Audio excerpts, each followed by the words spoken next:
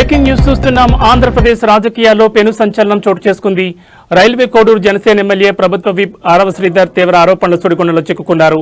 పెళ్లి చేసుకుంటానని నమ్మించి ఏడాదిన్నరగా తనపై అత్యాచారానికి పాల్పడుతున్నారంటూ ఓ మహిళ చేసిన ఫిర్యాదు ఇప్పుడు రాష్ట్ర వ్యాప్తంగా కలకలం రేపుతోంది.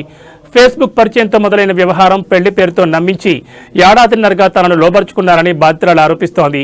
మొదటి భర్తతో 3 ఏళ్ల కొడుకున్న ఎమ్మెల్యే ఆరవ శ్రీధర్తో అక్రమ సంబంధం వల్ల పలుమార్లు గర్భం దాల్చానని, ఏకంగా 5 సార్లు అబార్షన్ చేయించారని బాధితురాలు కన్నీరు మున్నీరవుతోంది.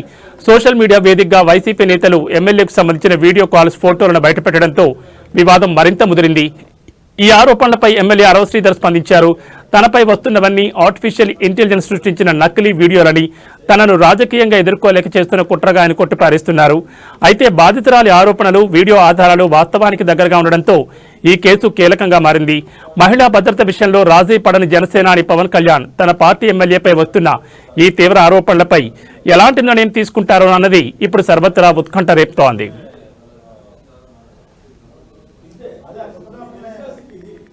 చేసేది కదా మనం ఇంత ముందు మన ఎక్స్పెక్టేషన్స్ ఇదేగా చేసేవాళ్ళు